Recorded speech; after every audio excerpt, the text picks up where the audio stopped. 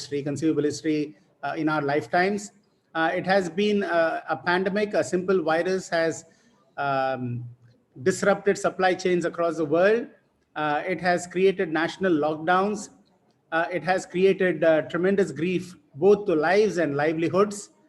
It has created a lot of problems, for example, in India for migrant workers who come from various rural parts of India to the 8 tier 1 cities, and they somehow try to make a living. And both their livelihoods as well as their lives are at risk today because of this COVID-19 crisis. It has also been similar effect in other parts of the world. Even in the most advanced of economies, the economies have been disrupted.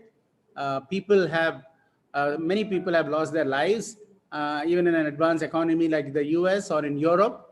So we are all in the midst of something that we have not experienced.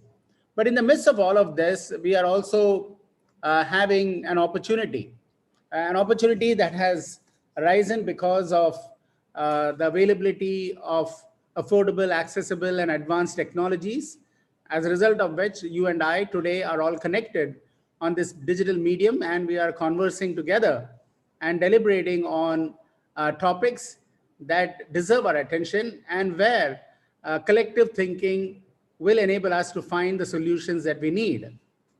We are also going to be dealing with a post-COVID-19 world, and a post-COVID-19 world has in its own right been able to raise a lot of questions to us, posing new challenges. We don't know how long this COVID-19 will last. So we are living in I would say, an age of uncertainty right now. And where uncertainty is the only certainty that we have. We don't know whether this pandemic will end soon, and hopefully it will, because some of the finest minds across the world are doing research and development on vaccines. And also, I'm sure that technology and all the advent that we have had in technology will come to play in all of this. But at the same time, this is a wonderful opportunity for India and for organizations in India to deliberate on some of the challenges that are there in the world going forward. We have not, maybe there is another pandemic virus, a global pandemic can be caused by another virus, or maybe we have a climate change problem, which we have been always talking about, but which has not really impacted us in a very major way, except for floods that we see more often than before. Telangana and Hyderabad are in the grip of a floods which they have not seen, and rains which they have not seen before. Several parts of the world are having issues related to climate change, but they have not drastically affected us. But probably it's a problem right there waiting for it to be taken off. And we have to see how we can prepare ourselves for that. And when we look at a country like India, we have many social problems. We have 22% of our country still below the poverty line. We have 44% of our country agri-economy based. We are a very large country with 1.3 billion people. We have more than 715 districts in our country, out of which 115 are aspirational districts. And these districts are aspirational because they're at the bottom of the pyramid. Bottom of the pyramid in terms of access to basic healthcare, basic education, affordable drinking, affordable housing, clean drinking water, and clean sanitation. They have 1 in 5 infant mortality, 1 in 4 infant stunting, 1 in 4 maternal mortality, and they are gripping and they are struggling with issues which you and I normally do not encounter. The middle class economy and the rising middle class economy. We have more than 250 million people in the middle class economy, and therefore India is a growing country, and it's a fast growing economic country. So there are 3 things going for our country, and that is, one is the demographic dividend that we all talk about. We have a demographic dividend which is the envy of many a country. We have more than 150 million young students, people like you who are joined on this call, who are going to be powering India into the future. Upon these 150 million young people, which represents a tremendous amount of youthful energy that we have, is going to lie the fortune, the well-being, and the fate of 1.3 billion people. We have more than 4,000 towns and cities in our country. We have only 8 tier 1 cities. And unless we are able to address holistic growth of our entire country, our demographic dividend may become a demographic nightmare. And we want to make sure that it doesn't happen. And we also have technology which is impacting the marketplace and making things possible, making possible for us to be able to leverage digital technology, 3D printing, robotics, IoT, miniaturized electronics, augmented virtual reality, artificial intelligence, and so on, to be able to reimagine the world and reimagine new solutions for existing problems or emerging problems. And that is why an event like this becomes very, very important. Because, as the Honorable Prime Minister said, we need to become an Atmanirbhar Bharat. And an Atmanirbhar Bharat is all about a self-reliant India. And a self-reliant India means it has to strengthen the 5 pillars that he eloquently pointed out during his speech on Atmanirbhar Bharat. The first pillar that he identified was the pillar of demographic dividend. And we have talked about it. But it's very important to see how we are able to leverage technology in being able to drive the advantages that a demographic dividend has, which means we have to create an ecosystem of skill development, education, as well as innovation and entrepreneurship across the length and breadth of the country to create a nation of job creators, not just job seekers. Now, how do you do that?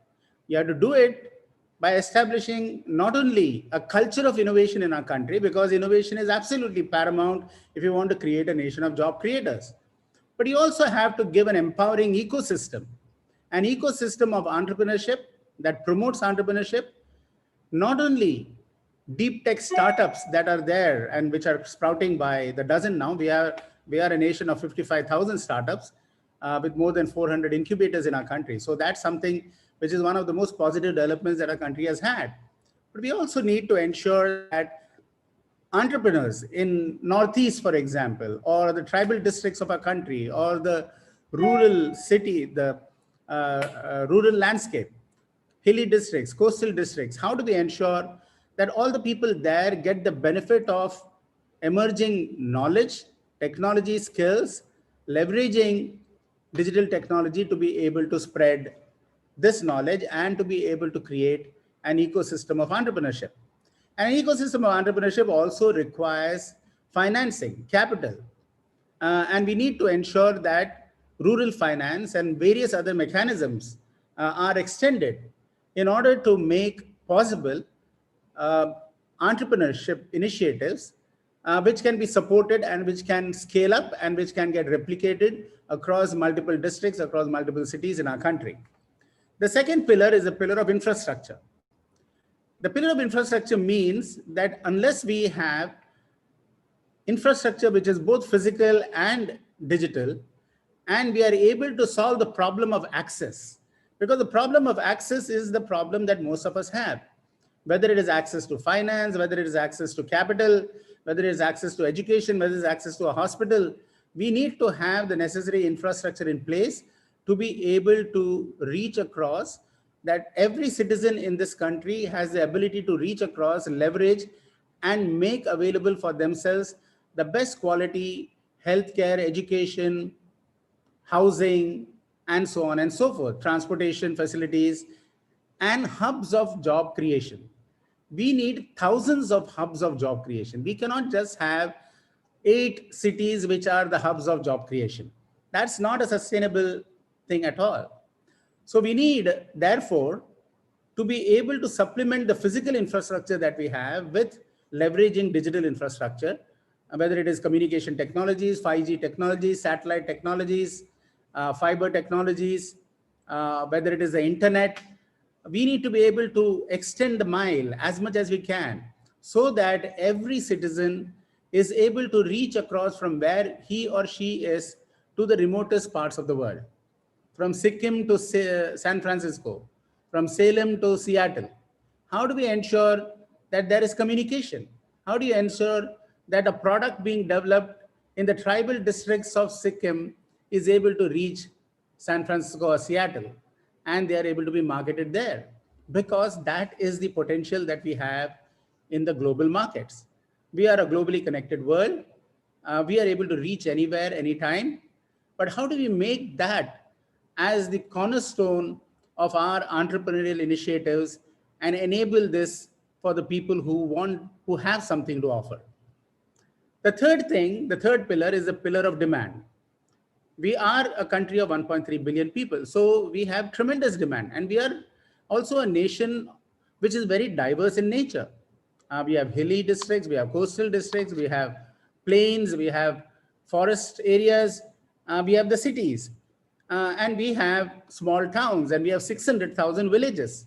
So if you want to, you don't need to really look anywhere else for the demand. The demand is all here. You don't need to cater to a foreign market. Anything that you do here has the potential of being applied in a global market.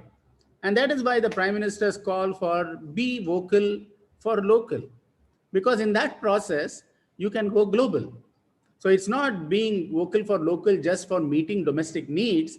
A solution that you build for India is a solution for the rest of the world. 1.3 billion people, if they are benefiting by your innovation, you are going to be able to benefit the rest of the world of 7.8 billion people. The fourth pillar is the pillar of socio-economic progress. And this is very important, and this is very relevant to organizations like SELCO Foundation and many others who have made social innovation as one of the key themes of their entrepreneurship initiatives and promoting jobs across the country. You see, 22% of our country is below the poverty line. So unless we are able to bridge the digital divide, the social divide, the economic divide, unless we carry this 44% agri-economy based people into the future, leveraging precision agriculture, leveraging IoT technologies, leveraging modern technologies that can, or artificial intelligence, to be able to boost their productivity, to be able to initiate new entrepreneurial initiatives leveraging technology. And I have seen a number in your exhibition that you have, how people have very intelligently and innovatively leveraged technology for creating small entrepreneurial units. Now we need to be able to do that. We also need to ensure that we develop community innovation centers across the country, because we have 600,000 villages. How do we ensure that every one of the 600,000 villages is a hub of innovation and local job creation? If you're in Goa, you need to see how you can boost the tourism industry, the fishing industry, the mining industry, the cashew nut industry. That's because those are the industries that need, that are based there, and local people can get employment by boosting innovation in all of these areas. If you're in Visakhapatnam, or if you're in Sikkim, or if you're in a tribal district, how do you ensure that the tribal products get a market outside through e-commerce and digital technologies? So we need to be able to build hundreds of community innovation centers across the country, which will ensure that you have local innovation related to what the local community needs, and thereby spurring job creation and thereby spurring growth of the economy. And socioeconomic growth also implies all our innovations have to be aligned to sustainable development goals. It would be impossible now to imagine a world where you are working just on economic progress and you are forgetting about the social impact of every one of your innovation. We are seeing the harmful effects of technology today, whether it is emission control, whether it is climate change, whether it is using technology for, or misusing technology, like nuclear bomb versus nuclear energy. Vast difference. How to use AI, for example, for good, for social empowerment. So we will need to ensure that technology is being leveraged for good and for driving social empowerment and for addressing the sustainable development goals. In fact, in Atal Innovation Mission, one of the things which we have launched is to spread a culture of innovation. We have launched thousands of tinkering labs across the country. Now, today we have more than 5,400 Atal Tinkering Labs, and more than 2.5 million students, young students, grade 6 to grade 12, are getting exposed to how you can leverage technology for creating innovations in the communities that they live in, looking at the problems they are experiencing. And it is amazing to see the type of innovations that come out of these young kids.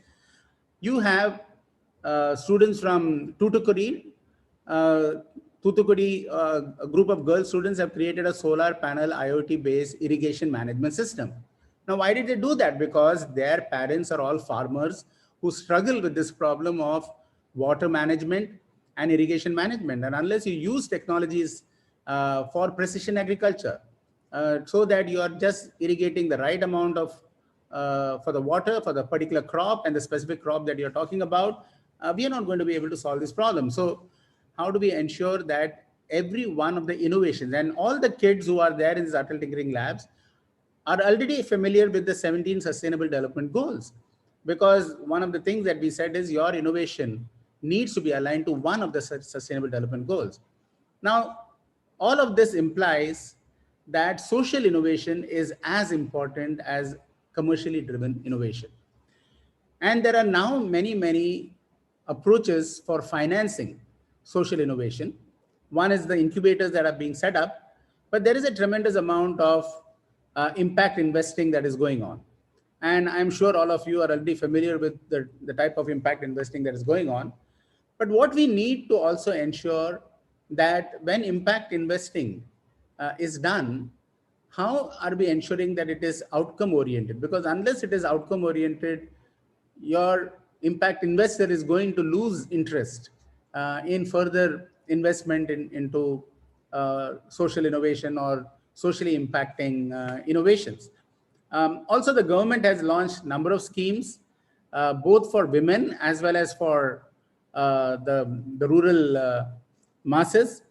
The JAM Trinity, which is the famous Jandan accounts, Aadhaar, and mobile technologies are now being integrated together to be able to give multiple options of financing, as well as the ability to develop new applications, which can be very useful. And we are very proud in Atal Innovation Mission that we have quite a few social innovation oriented incubators.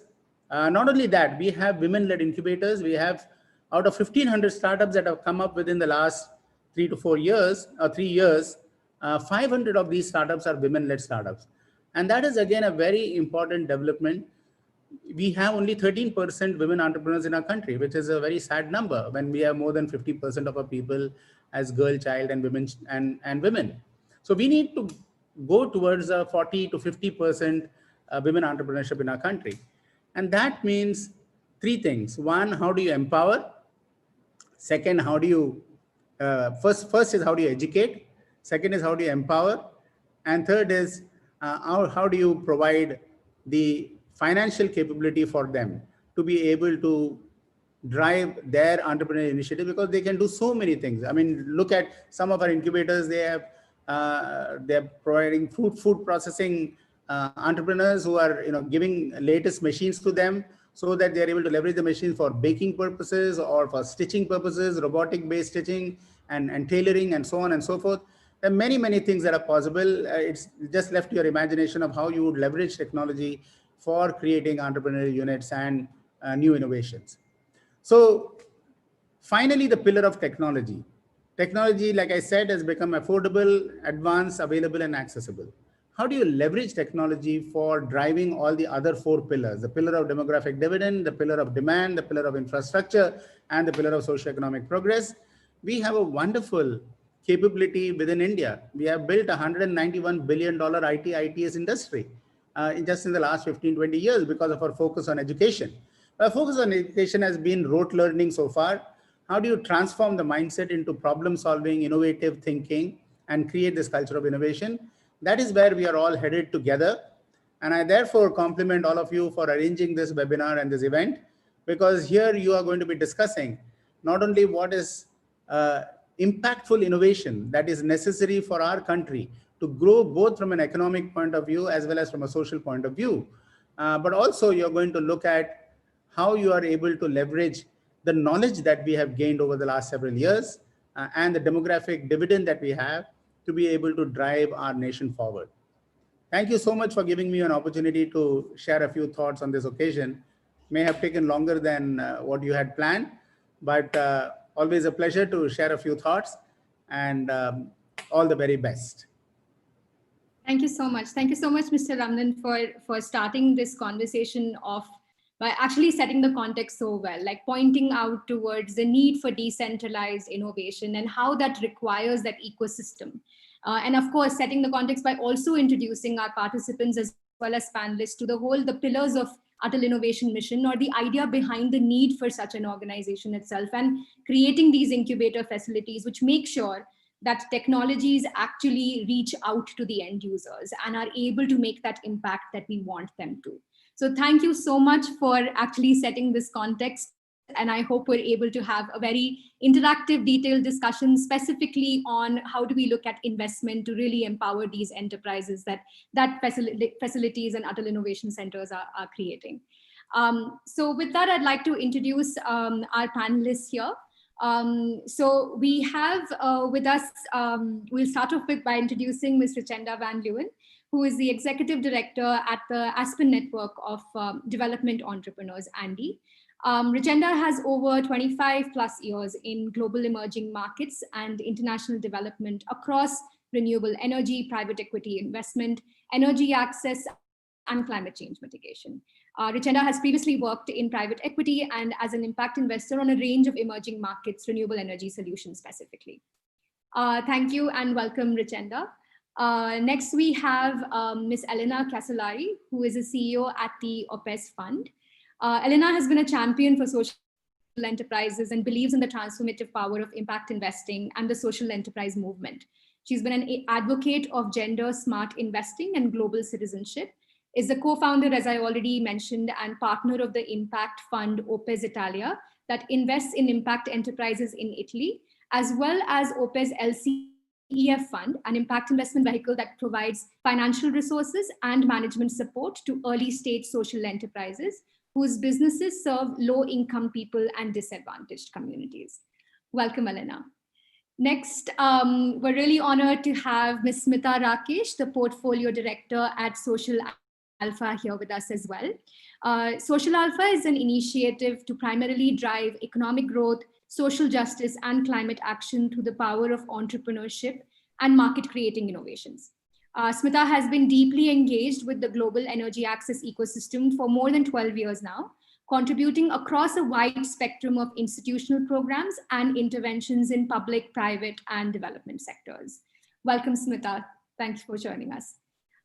We also have Priya Shah, who is a principal at Yunnus Social Business Fund, Bangalore, where she leads investments for the fund. And prior to this, she worked in strategy and finance at Simpa Networks, a social enterprise providing asset financing for social home systems to rural customers via a prepaid metering solution.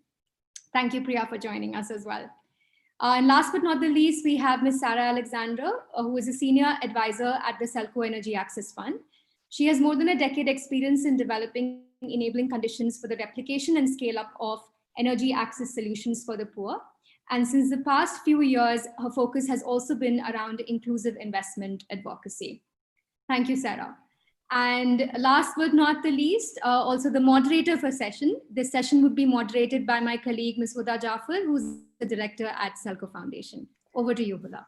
Thank you so much, Rachita, and thank you so much to Ramanan sir for that wonderful and perfect. I think the context setting couldn't have been more apt for this session. You know, so while we have seen, I think, erosion from the length and depth and width of multiple levels and types of businesses, I do feel like there are certain silver linings. You know, while we were, rethinking the rules of investment and ecosystem creation for small and medium enterprises, social enterprises, the pandemic has really kind of brought a sense of urgency in doing that, right? Like, will we actually come out of this and rethink? So because stakeholders across the board have actually had to rethink a lot of their rules of engagement, This panel specifically will dive into what is the opportunity to really rethink the rules, the incentives, the structures, how do we actually scale up? Because a lot of us talk about scale up, and investment is synonymous with that, the right kind of investment, the right kind of ecosystem to bring in this investment to appropriate entrepreneurs. I think Rachita has introduced each and every one of you, so I'll skip the introduction round, but feel free to sort of add it in when you do speak further during the session. And we'll dive right in. I do, if the participants can put in their questions in the Q&As, we'll circle back to it depending on the time that we have. So please feel free to put in your questions. So with that, we'll start off with Richenda. Thanks, Richenda, for being here. And, as Rachita said, you've been a pioneer in pushing the agenda of impact investment and social enterprises since, 2006, 2007. And I just want to get a sense from you in terms of, how do you feel about the maturity of impact investment space today? Are you satisfied with it? Because you've been in this and been pushing for it a while. Where do you still see the gaps? Thank you very much, Huda, and it's a pleasure to be with you all today. And I first want to start off with congratulating Mr. Ramanan and the Atal Innovation Mission, because I think it's just a really excellent ecosystem support for India. And certainly I would say that since in the 15 years I've focused, and my comments will be mostly around the renewable energy and energy access sector, because that's where I've been primarily focused on the last 15 years. But certainly we didn't have that kind of initiative 15 years ago, particularly looking at the whole ecosystem of services. And I think where we started out, yes, a lot of enterprises at that time were able to win business competitions. They were able to get early stage capital, but it was really centralized, really focused. So it was whichever country you're looking at, it was mostly in the capital cities, and often not even in country. It was looking at international social enterprise networks rather than actually having access to services at your doorstep. So I think that really is a key evolution in the sector that I think is incredibly needed, because I think in the past there's been barriers of access by entrepreneurs. So if the accelerators were only in Mumbai, then if you're in the Northeast, how do you get access to those services? So I think on the plus side, there's a very welcome maturity there. On the still to do side, I would say that the access to capital, and my comments are broader than just the Indian context, but I think the access to capital is still a challenge. And I will say a little bit more later on. I think particularly for women entrepreneurs. At ANDE, we've done some research in this area and have seen some of the challenges in that regard. I would also say that there's often a misalignment around the need for patient capital, and yet we have often very impatient investors. And I think that's really where we still are seeing an ongoing maturing in the market to recognize that, yes, you may be coming in with a private equity mindset, but that doesn't necessarily translate into the right kind of profile to be able to provide the capital and the investment that's needed for incubating local enterprises. So it really is that differentiation of capital, providing hybrid capital. It can be equity, it can be debt, combination. It can be, the need for working capital, the need for capital sort of across the whole supply chain, if I can, is certainly something that we still see is lacking.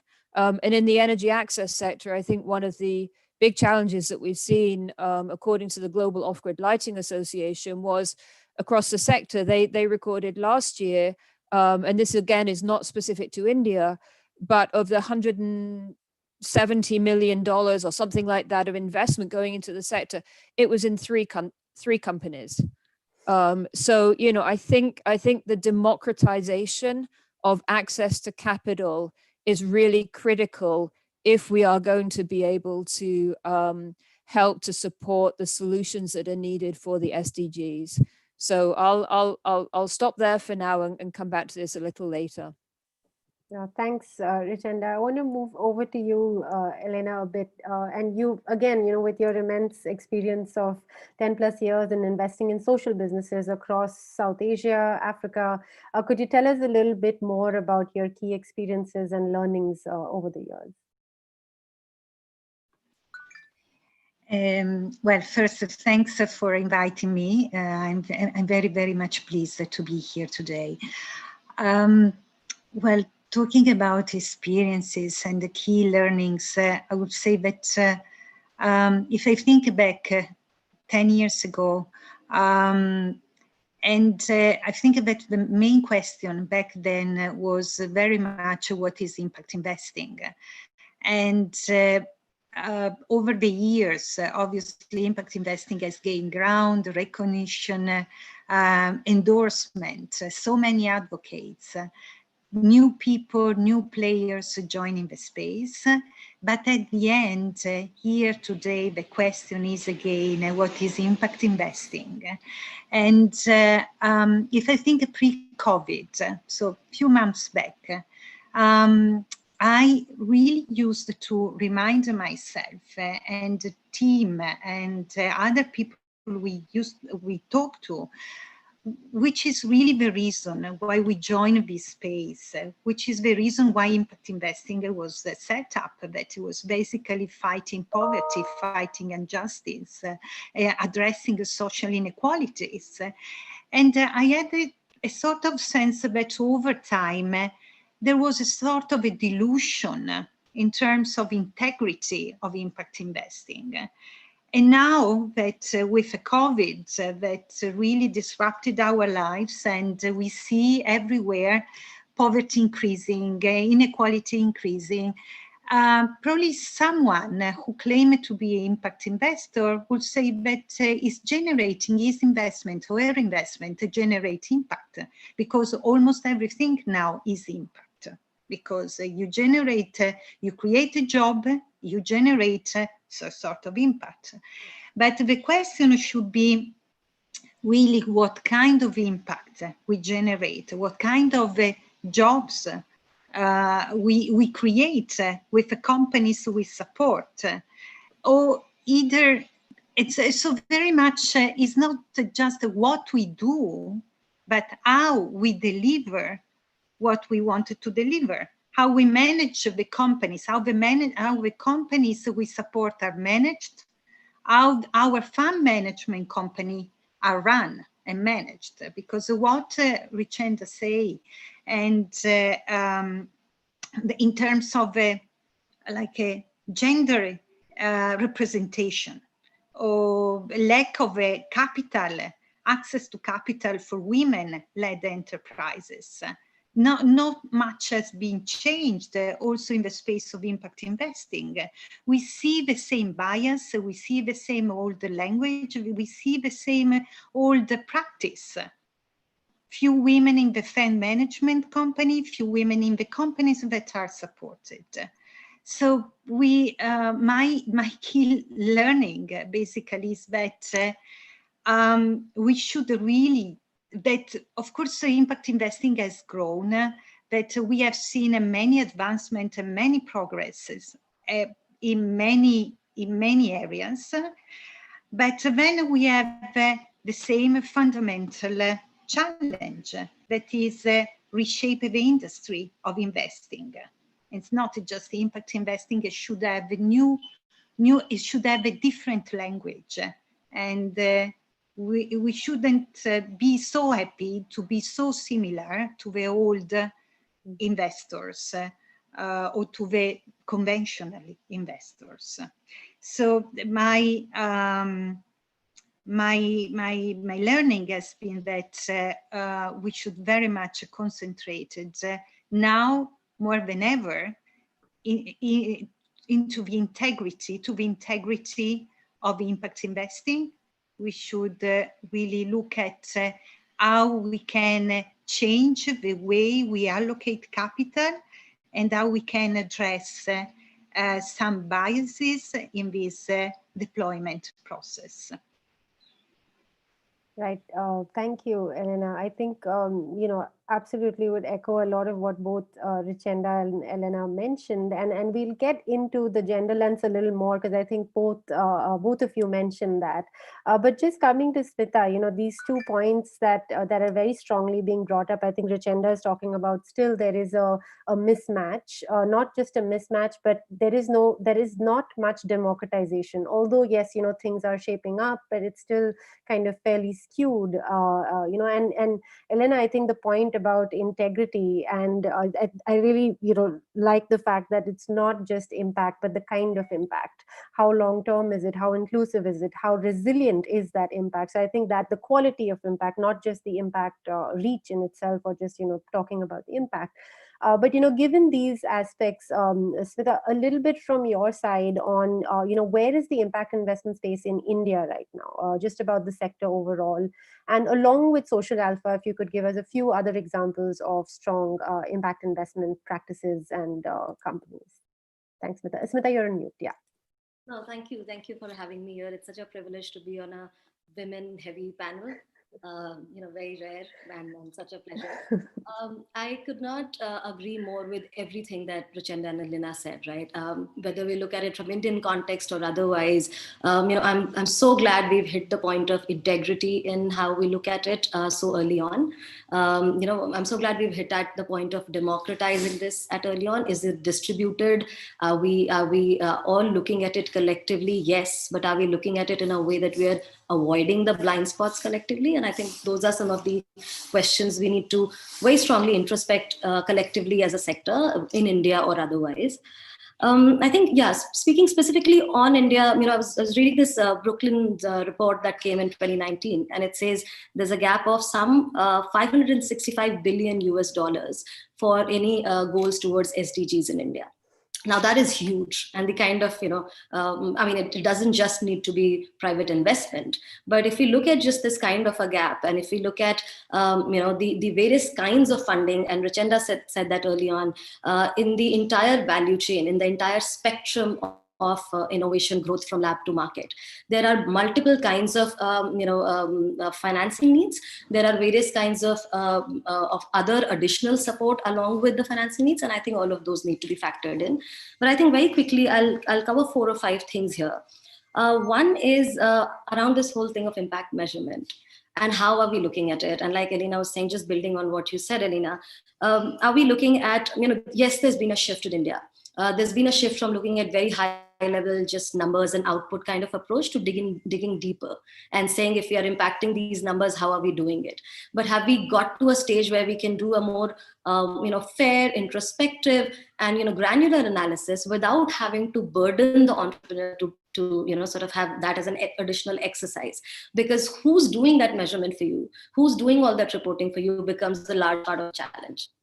Specifically, in a lot of these cases, when we talk to entrepreneurs, I think the definitions of impact have become so donor or investor driven that, you start seeing it as an external requirement, even though you really, you are a social entrepreneur and you've set out to achieve some of those impacts yourself. So your goals, whereas, as compared to the investor objectives of understanding what impact your work is driving, do not talk to each other. And that is the biggest irony in many cases, right? Because that needs to be ironed out in the very beginning. And therefore, for startups as well, looking at where that money is coming from, and not just what is the money, but what is the expectation that it's coming with, and whether there's an alignment in the vision of the investor with the vision that they have early on, is extremely, extremely important. Some of the other things that need a huge change in India are that impact goals and business goals, again, need to talk to each other. They are the same. When we talk of the social enterprise sector, or in fact, any kind of entrepreneurship that's trying to resolve problems that haven't been solved yet, it is in the impact space. And I think their business goals and impact goals need to align and talk to each other. The other huge missing part is around climate impact, and when we talk about impact, particularly speaking from Indian perspective, the articulation of climate impact has been such a huge blind spot. And, particularly when you look at entrepreneurs and the kind of methodologies that they have, when they look at various investors who are coming with very different perspectives of what constitutes impacts for them, and there isn't, a very sort of parallel and synergized ground there. the same entrepreneur with the same solution is having to articulate it very differently to various kinds of investors to be able to make themselves relevant to them. And that has been, a big problem. And so the idea is that one, we start talking the same language, but also in the climate space, we can't just be looking at impact in a very, very sort of a good to have way. Climate is an area where it's already set in motion. Climate change is set in motion, and I'm sure at least the group here would agree. I know there are skeptics and who wouldn't believe it, but if it is already set in motion, then we need transformative impact goals. We need early targeting of startups that are getting there, that share the same vision and aren't just reporting, and have the right tools, that they're equipped with to be able to talk about the kind of impact they can have, and they can push their ambition with the kind of support we bring in. So say the AIC that SELCO is set up, or the AIC and the other incubators that Social Alpha runs, and any other, Mr. Ramanan talked about the massive network of incubators. I think incubators which also work with an investment arm have a larger responsibility of making these two come together. So there's investment and more needed to help startups articulate these impacts, measure them, be able to push their own envelope on achieving, far greater impact, particularly when we talk of social equity and climate justice. And then the third part, again, on the patient capital bit, and Huda, stop me if I'm exceeding the time limit, I'll be very quick. So on the patient capital bit, again, like I said, there's even, sort of lower risk appetite for science and technology and product-based startups. And that is the blind spot that Social Alpha tries to address, but that's where, we are increasingly seeing more and more, investors come in, and that's a huge blind spot. Couple of things that we've seen have worked in the sector, not just for us from our point of view, but other investors like you were talking about, Huda, is that they have a very strong thesis approach. And that thesis tries to map blind spots. We do the same, and we've seen other investors also start with a very strong thesis, which starts from the problem statements, looks at what are the blind spots in their priority problem statements, and then decides on their criteria for investment. And I think that really is going to push the sector forward, because while we need synergies, while we need syndication of funds, we definitely also need everybody to look at the new blind spots that the others haven't addressed. And then the power of syndication. We just made 3 investments in syndication with other investors. There are a few things that power of syndication says. One, it says that investors with different kinds of vision can work together. Aligned but still varied vision can come together. Second, it just increases the kind of investment pool and the confidence that the credibility that the startup and the entrepreneur has. And I think as a sector, we have to look at walking that thin line between covering blind spots, not sort of duplicating and replicating what others are doing, but also achieving some synergy and some syndication as investors in the space. And I think I'll stop there. And some of the other points are very, very well covered earlier by Elena and Richenda. I couldn't agree more with distributed attention in the sector and more democratized attention. I'll pause here for now. Thank you. Thanks, Smita. Elena, I'll also come back to you on the impact bit and another question on private equity. But I just want to go to Sarah quickly, and Priya before I circle back. Sarah, you've been on the receiving end, for a long time, and you've been part of an enterprise that's 25 years old, really struggled for very kind of mission-driven investment over the years, right? And now with the launch of the incubation, Atal Incubation Center and the SELCO Fund, which is really, you're sitting on at the different side of the table right now. What are some of the key guidelines that you would pick up from what has been said by Smita, Elena, Richenda, and within the SELCO Fund moving forward, both within the incubation and the fund? Yeah, thanks, Huda. Everything that's been said till now, including what Mr. Ramanan said, I think, it sort of touched upon 2 sides of this equation, right? The supply side and sort of that demand side.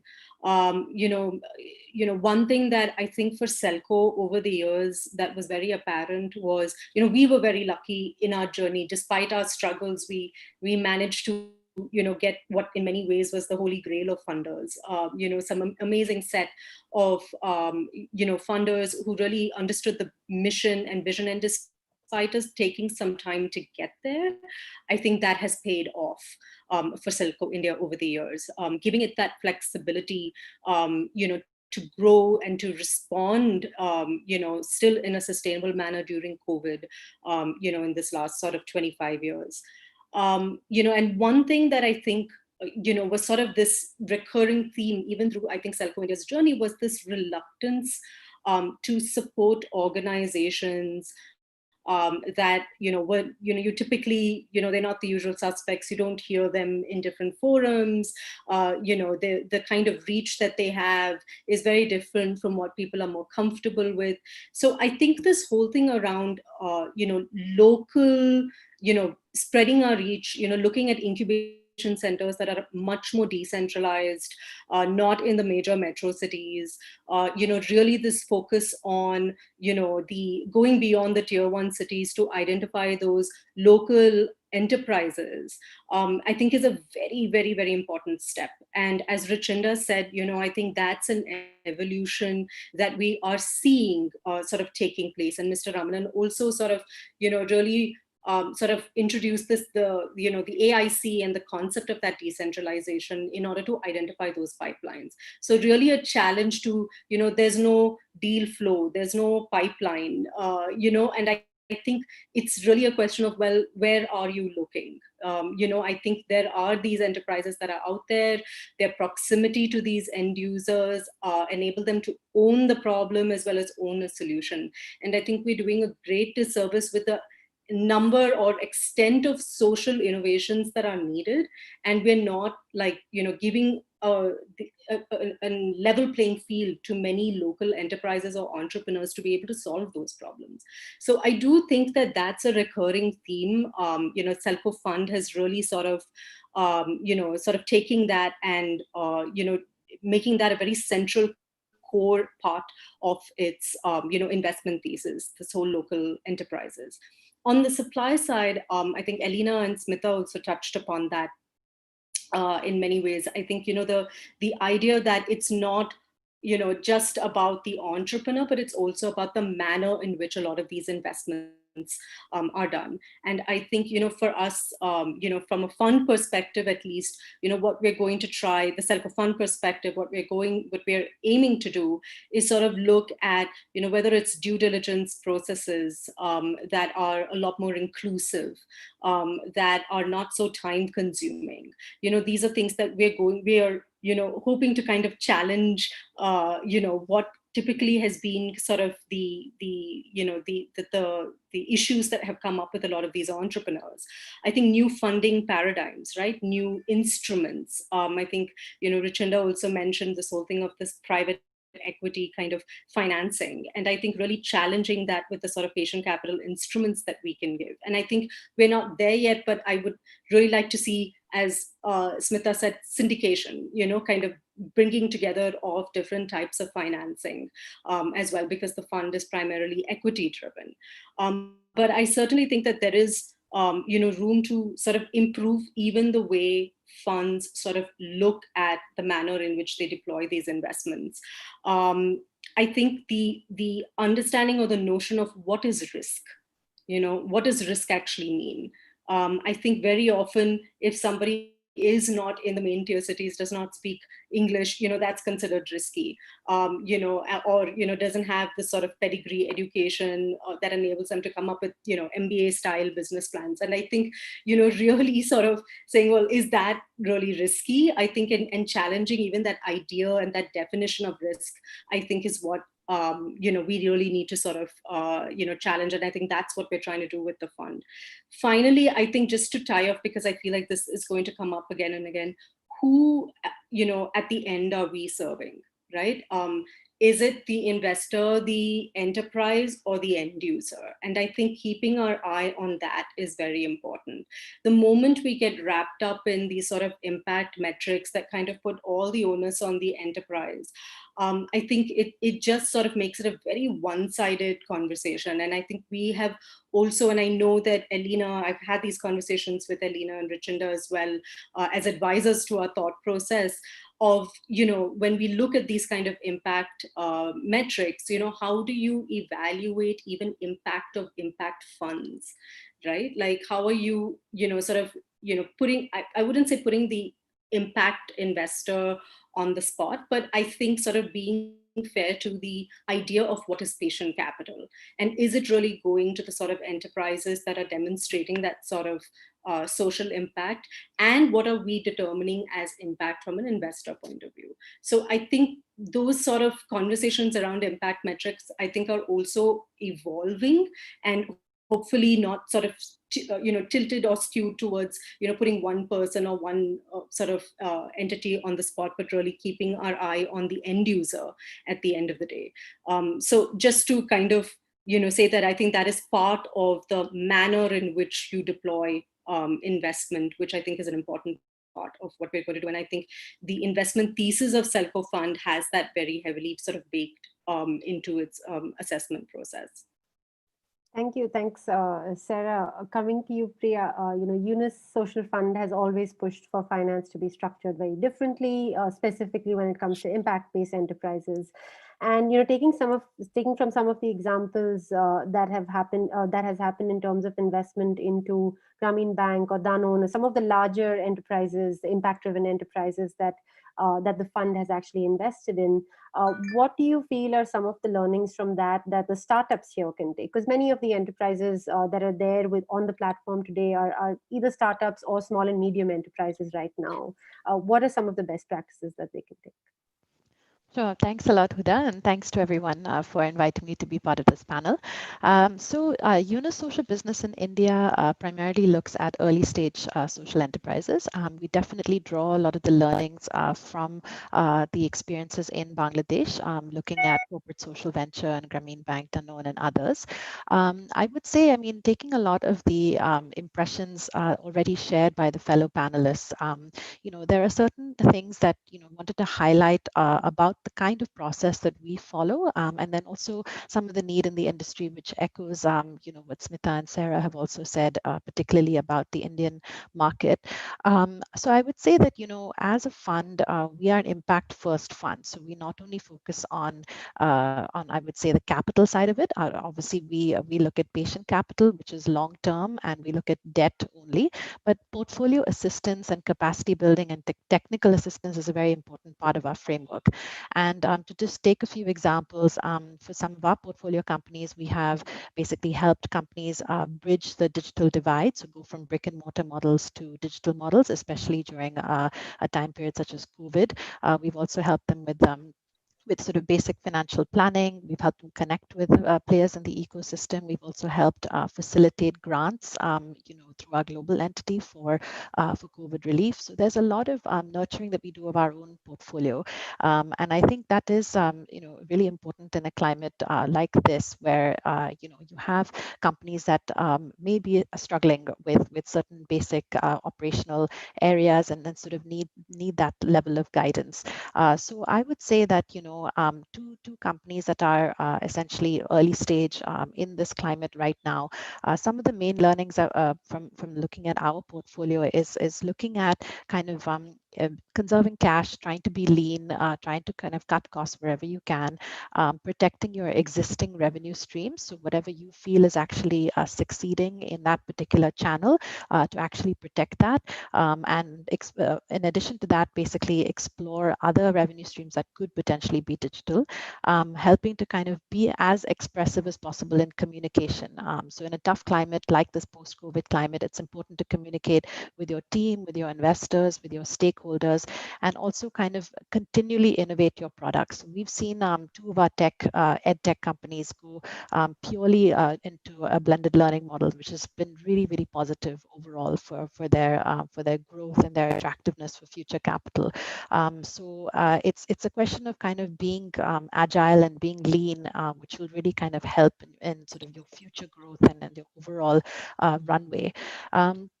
I would say to some other points that were raised earlier around localized sourcing, it is very important in a large country like India not to ignore, the tier 2, tier 3 cities, etc. when we're looking at finding companies that would be beneficial for further investment. Too often, I mean, I would say we as investors may not even hear about those companies that are, kind of growing and having that sphere of influence in tier 2, tier 3 towns. Although the beneficiaries of portfolio companies like ours do work in rural areas. It's just that sometimes we don't hear about these businesses. So I think there's an important emphasis that needs to be placed there. And I think the importance of sort of differentiated type of financial vehicles is important too. So we do debt in our as our instrument. We've also looked at social impact bonds as a unique way to kind of motivate social entrepreneurs to kind of veer towards achieving impact objectives. So we've done this kind of structure in another geography in Uganda.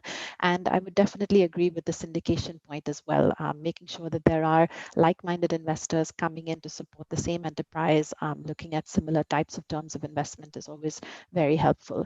So these are some of the learnings I wanted to share, and I'll pause there for now. Thank you. Thank you. Thanks so much, Priya.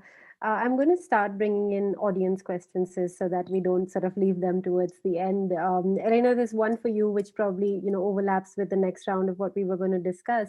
What are the challenges in determining the ROI and value on your impact investment, and anything peculiar to Indian enterprises that you would have invested in, if at all? Sure. Yeah, sorry, Priya. I just wanted to ask that to Elena. Sorry. Yeah. Sorry. It's sorry, I didn't really catch the question. Yeah. No, Elena, I was saying there's a question for you, saying what are the challenges in determining the ROI or value on your impact investment, and anything particular to the Indian landscape? What a question. I wish I could have really, reply.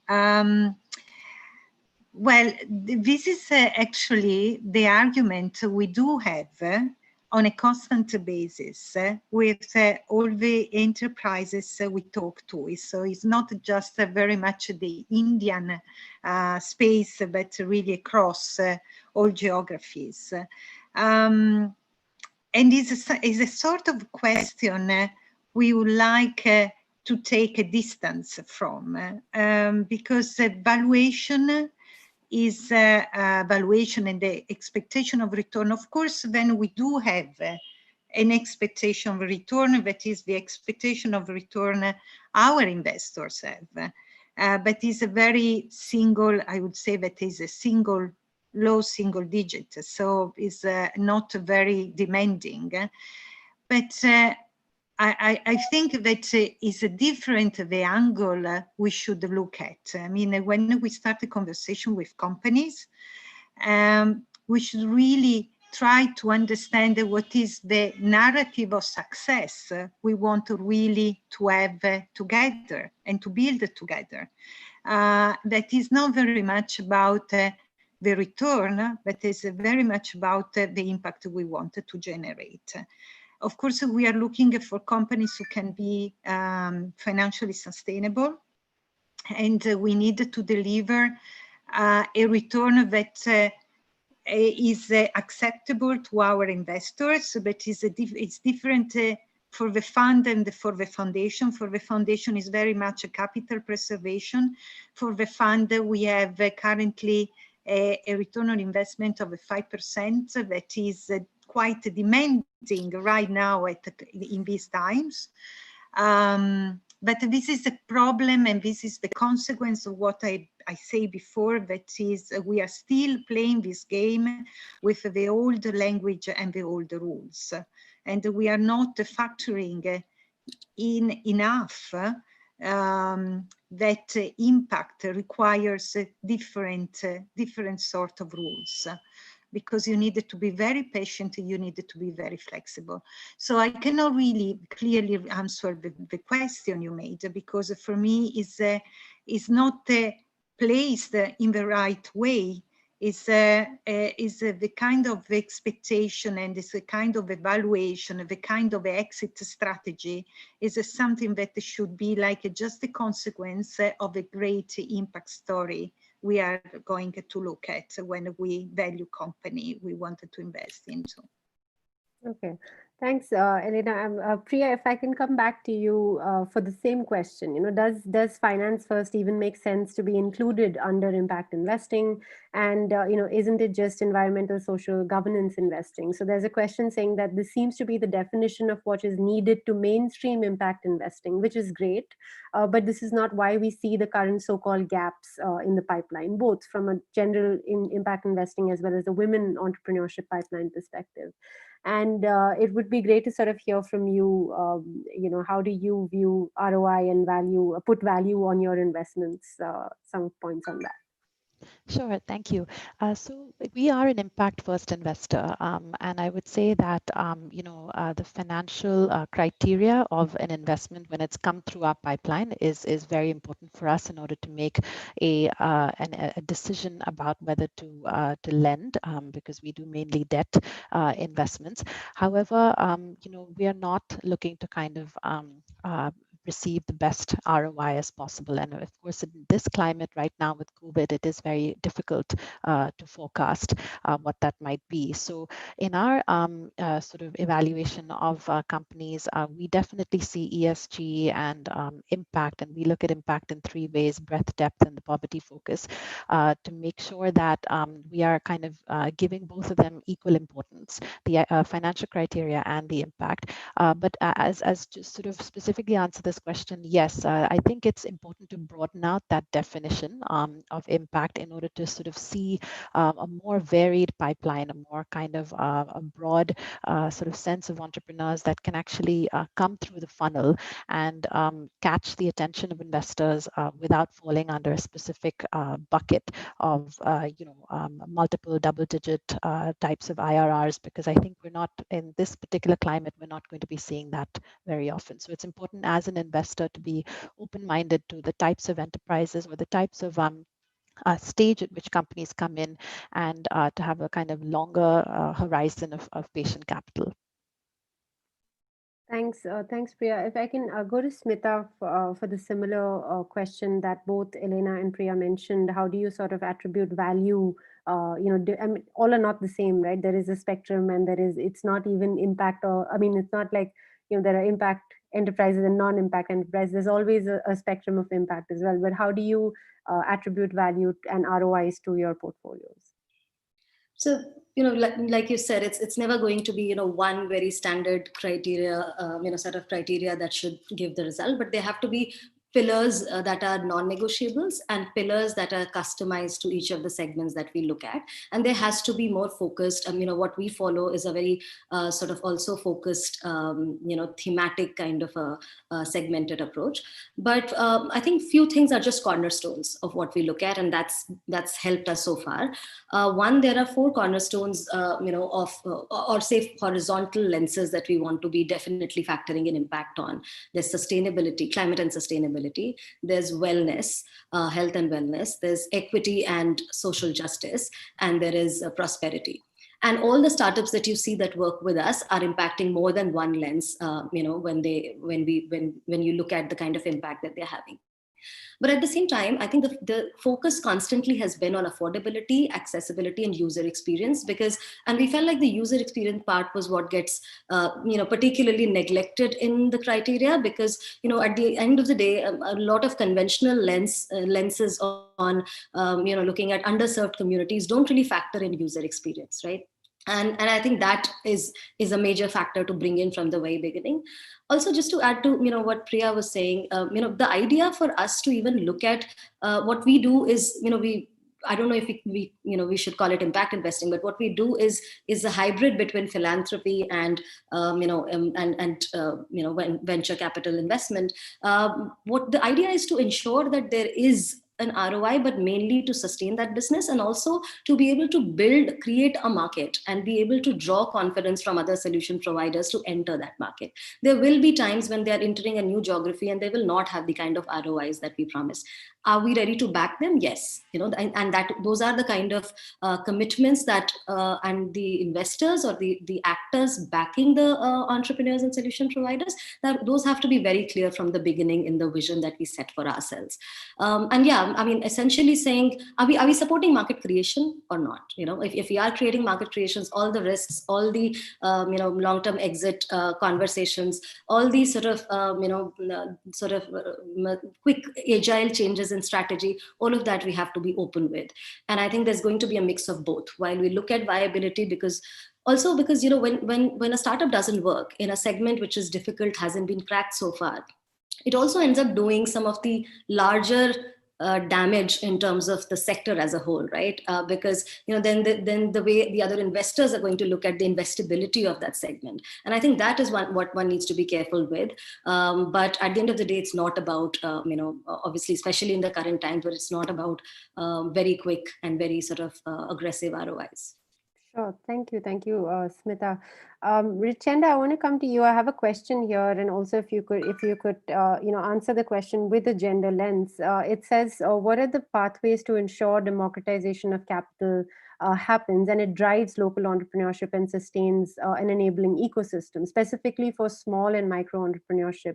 And if you could also talk about this from a gender lens, what are the pathways to democratize capital specifically for women and other gender spectrum, people that are on the gender spectrum? What are ways to actually democratize the capital? Thanks, Huda. Great question. And I'll come back to that in just a moment. But first of all, I do want to make a broader point, because we are talking about the access to capital. And one of the things that I do want to just quickly say as well is, in my experience in the renewable energy sector development, it was also really important for broader market development to happen that was not put on the balance sheet of the individual entrepreneur. And that's just something I want to say, particularly because of Smita's last point about sort of development of markets. We should not be burdening the entrepreneur or the enterprise with that market development R&D investment. We need to find ways to be able to support the broader market conditions and the market growth that is not put back on the individual entrepreneur. So I just wanted to make that point first. And then second, at ANDE, we've been doing a lot of work around research on what is happening, particularly on the gender side. And one of the things that we have seen is, I mean, first of all, coming back to why small and growing businesses in the first place, we do see that they're a very compelling evidence for them to help with poverty alleviation. So the basic thesis, we've seen that in fact there is strong support for that. And growing firms, why just not leave them there? Helping them to grow does actually support better, higher, more stable wages. So there is a strong support for higher employment. So you can talk about women as employees, not just as the entrepreneurs, and looking at creating decent jobs for women.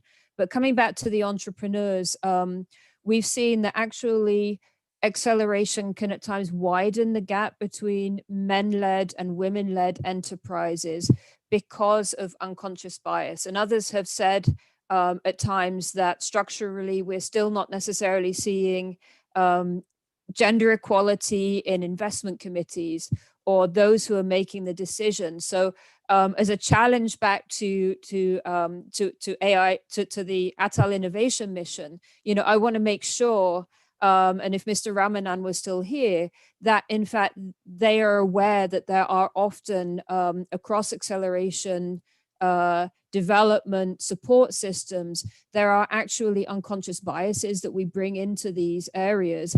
And so we need that gender representation across the leadership of the whole acceleration market, if I can put it that way, in order to help ensure that we have that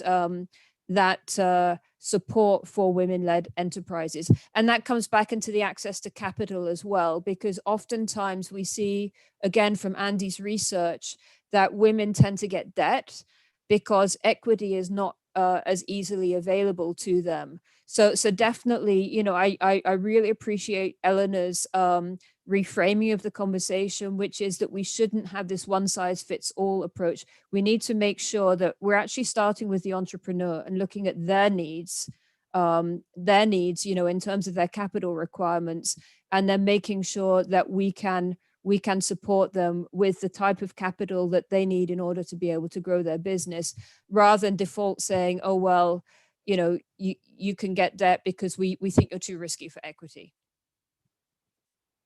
Sure, thank you. Thanks, Richenda. I'm going to come back to you on a follow-up question with that. But just before that, Sarah, there's a question for you as well. Says, do you think the future of social enterprise is in decentralized, small and medium scale local businesses? And that may not be very viable for scale up, right? Or is scalability the keystone of social businesses? So if you could respond to that, and then I also want a couple of others to respond to that, but small and medium local businesses and scalability. Yeah, sure. Thanks, Huda. I think for too long, again, another kind of word next to impact, I think that is often, predefined and used in a very similar manner is that idea around scale and what it means, right? Like scale means you supersize an organization, it becomes, it becomes so big that you should be able to grow it to a size where it can serve multiple customers. The more, exponential numbers that you have, that is a sign of sort of growth and scale. And I think that I absolutely 100% sort of agree that I think that local social, energy enterprises or any enterprise, I think is sort of, I think the absolute essence of scale in a decentralized manner. I think that when we have often seen enterprises that have scaled through the types of product diversification that they've had in a particular area, right? Catering to actually those very diverse localized needs, which I think can get missed out when you are looking at through a much larger sort of lens, where you try to sort of standardize solutions and things like that. And I think that the response of smaller organizations enables them to kind of have the flexibility to go deeper into the kinds of solution offerings that they can provide to a lot of the enterprises, as well as the kind of depth of customer segmentation, which is another form of scale, right? So you can look at slum communities, you can look at tribal communities, you can look at rural communities, and within rural communities, there are also many sort of segmentation there. And that's also a form of scale, right? Like where you're looking at sort of a diversification in the sort of segments that you are looking at. So I think that this whole idea around scale, we tend to borrow some of these concepts from, maybe a more corporate setup, or, a different, where, that's sort of the definition of success, supersize exponential, number growth year on year. So I think it's safe to say that I think we need to sort of look at these local enterprises or local solutions as a way of decentralizing, diversification, and really challenging this notion around what scale has typically meant. So yes, that my answer to that is definitely yes to local enterprises and scale and being viable at that level as well. So Priya, I want to get your thoughts on this as well. Do you think the future of social enterprises is decentralized, small and medium, or is scalability the keystone of social enterprises? Yeah, I mean, I would agree with Sarah on this as well. I think decentralization is important because I think we operate in a sector that, it cannot scale as fast as obviously commercially led, private equity led large businesses. And the objective of setting up a social enterprise is actually to deepen the impact on the beneficiary, the customer, the supplier, etc. So, and definitely agree with the way way that Sarah explained it, looking at different types of scales, like customer segmentation and geographic, etc. I think it's important to find a way that is a comfortable way for the social enterprise to particularly scale, that also fits with the mission and the objectives of why it was actually set up. And for deepening those local connects, deepening the community-led integration of and the adoption of that product or service, or how that will actually change lives, will be the ultimate success story of a social enterprise, and not how large the valuation is, or how how large the sort of P&L is at the end of the day. What is sort of the exit strategy? For us as an impact first investor, it's really about how deep and how life-changing is the innovation for the end user. Sure, thanks. Thanks, Priya. I want to come to Elena quickly, and then Smita. Elena, for a sorry? second on what both of them said, because I've been sort of echoing. Yeah, sure, absolutely. Yeah, go ahead. Very quickly add, I think what is, absolutely scale needs to be re-understood, but the idea is that a successful solution, a successful social entrepreneur model, if it is working in pockets, it shouldn't get limited to that pocket just because, that one person isn't supposed to do everything, but shouldn't get limited just because there's no funding or there's no one to sort of help this translate into a new area, new location or new area. And I think that is where we are missing on scale, and some of the work that some of us here are collectively trying to do is trying to plug that blind spot. Not, that social entrepreneur is not supposed to scale up to an extent that is not possible. But is there an entity, is there a fund, are there programs, schemes that help templatize that and, sort of help in scaling that successful solution, across locations? Yeah, sorry about that interjection. Thanks. No, thanks. I think I want to just follow up with you on that, with the gender topic as well, that we brought up and we were discussing for a bit, and then we went into the small and medium. But just to circle back on that, Mr. Ramanan said that we should have more women in entrepreneurs, right? And but something is missing. What have those challenges been? From your experience. Is that question to me? Yes, Smita. And then I'll go to Elena with the same question. Sure. Definitely, there's a lot missing. There's a lot missing in terms of what we see as the final outcome, right? There are not enough women entrepreneurs. And I think there are 2-3 things very quickly. One, we know that the denominator is low, and we know that there are larger, systemic problems around this. We know that there is a challenge in how we see the number of women in any theme, any field reduce as we go ahead. And that's a larger problem. But as investors, a couple of things that, that we've been consciously thinking about.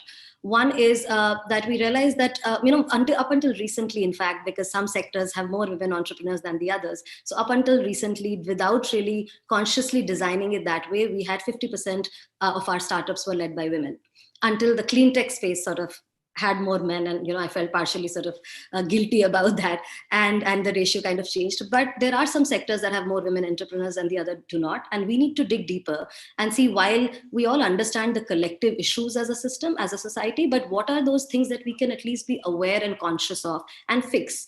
Things like, Richenda pointed out, are women taking debt instead of equity? Are women, as entrepreneurs in our own experience, asking for less money? Or maybe at a later stage when the evidence is proven.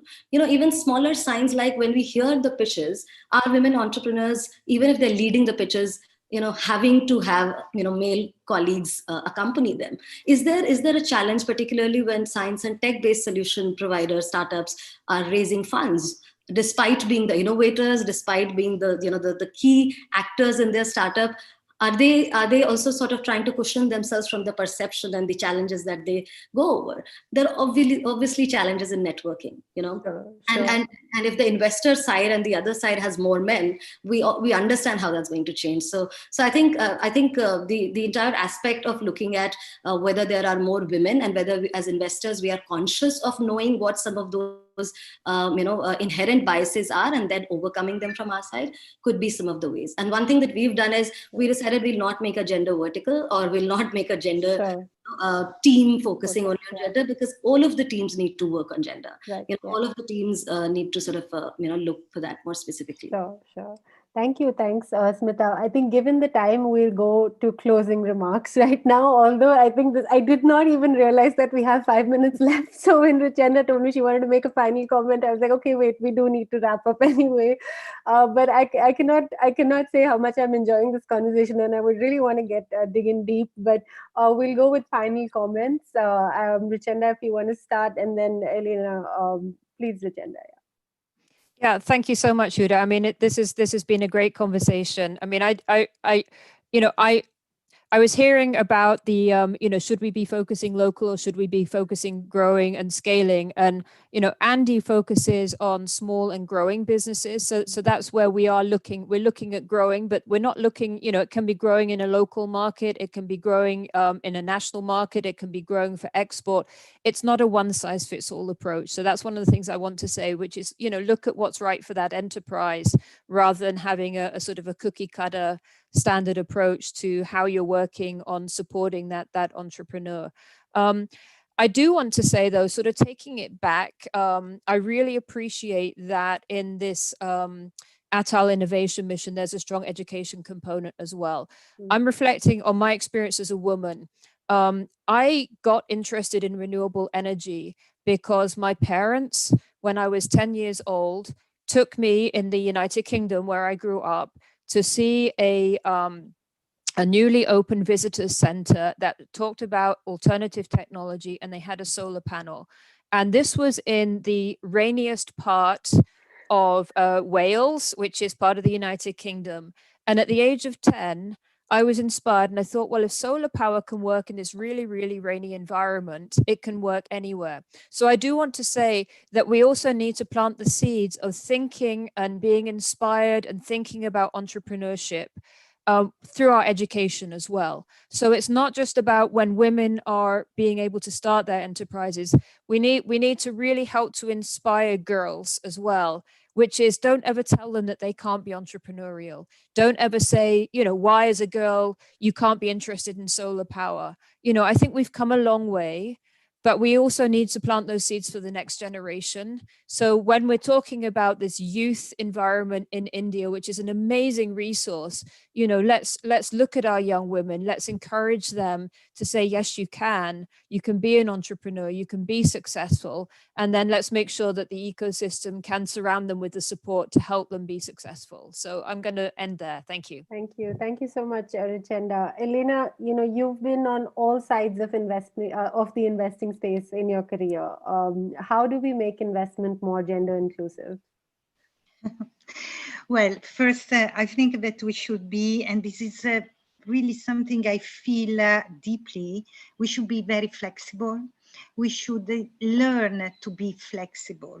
We should learn to be understanding and to really listen to what is around us. Because as Richenda say, it's not said that in energy we should just find men, because men are more familiar with the solar panels or renewable energies, and you see at SELCO, right? So we should try to really break these cultural stigmas that we do have, and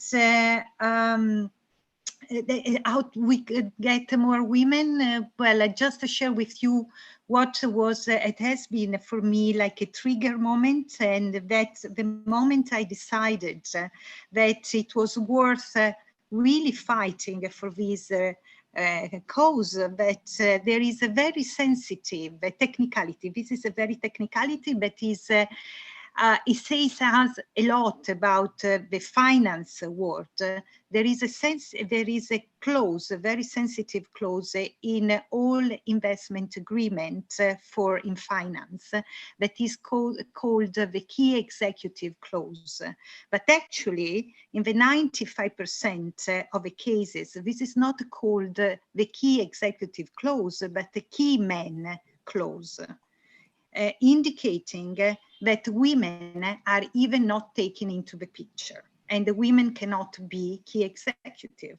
So we should fight to make the financial industry, the financial language, more inclusive. As I say, it's really a matter of culture. So we should change the culture. Thank you. Thanks so much, Elena. I think that's a extremely strong note to kind of take back, and it's really about the language and the culture and inculcating that within the financial language itself and making that more inclusive. Priya, if I can come to you next, closing comments and words from the session. Yes, I think it's been an honor to be part of such a distinguished panel. I would say that, in order to really make sure that we change these biases and change the level of systemic issue here when it comes to gender, we really need to start early. We need to kind of focus on that education and also make sure that, at a later stage as investors, that we have a very large sort of pipeline of businesses that are women-led to choose from. And I think that narrative definitely needs to be woven through, and there's a lot of work that's needed, but I'm very happy that we're starting with these kinds of discussions that will hopefully create the flow for a larger level of change in the future. Thank you. Thanks so much, Priya. Sarah, you want to go next, and then Smita with closing comments. Thank you. Yeah, I think the one point I think I'd like to sort of leave everyone with is, I think we hear about things like, grassroots innovations or, grassroots NGOs, and I think we need to start popularizing this idea around grassroots, enterprise financing, and I think the idea that whether in the Indian context we can call it an Indianization of whether it's incubation or financial process, and if it's in Africa, I would say the Africanization of financing and incubation. I think on some level, I think when we are talking of this rethinking of rules, reimagining what we mean by financing, I do think we need to take into consideration local context. I mean, I'm just going back to that idea or that thing of, local enterprises, are they really viable for scale? I think the idea that in India, you have many family-owned businesses. A lot of these smaller enterprises are proprietor sort of owned, proprietorships. You have women-led enterprises that are sort of held back because of many of the things that that have been said already. And I think, how do we really challenge ourselves to look at financing that is suited for these sorts of different, very local, enterprises? So I think that is a challenge to all of us, and to not mimic the language of traditional financing. I think, Richenda alluded to that quite a bit, saying that, or even Elena, like we shouldn't be happy that, we are meeting all the metrics of traditional financing. I think something is wrong there. So I think this sort of grassroots enterprise financing, I think, is really something that we need to sort of challenge ourselves and ensure that is really the push to rethink the rules of the game. And I think everybody on this panel, in one way or the other, I think we did not have time to get into it, but everybody in one way or the other is doing something in that direction. And I think if we can convene more and coalesce more, I think to share this, I think it will popularize this a little bit more. Thanks, Sarah. Smita, coming to you, and then just a minute, and then I will wrap up. Thank you. Now, just the last thought is, essentially that as investors or incubators or actors or enablers to the sector, I think we need to be mindful of the fact that our responsibility is not just in supporting what is gravitating towards us, but also in contributing towards leveling the playing field in some ways or the other. So whether that means targeted outreach, whether that means understanding the nuances of where the myths are sort of playing around, that's one thing that we need to understand, and not just work with what gravitates towards us. Yeah. Thank you. Thanks so much, Smita. A big thank you to all of the panelists and Ramanan sir for the wonderful context setting today. At SELCO, we've always seen energy as a catalyst. It's never really the end goal. It's social inclusion is really what we've been working towards with many of you as partners. And, I think just to, say that from this panel, it's not just, socioeconomic inclusion, but also gender as an inclusion, not really being the goal, but kind of a prerequisite to every single thing that we're talking about. I think starting early, multiple levels, collaboration. I think all of these are really strong points, and I'm sure we would be summarizing these. There are questions that haven't been answered, so we will reach out to you and get those questions answered. But thank you so much to everyone for joining. I think we're just in time to stop, and I look forward to keeping in touch with everyone. Thank you. Have a great evening. Thank you, everyone. Thank you so much. Thank you. Thank you.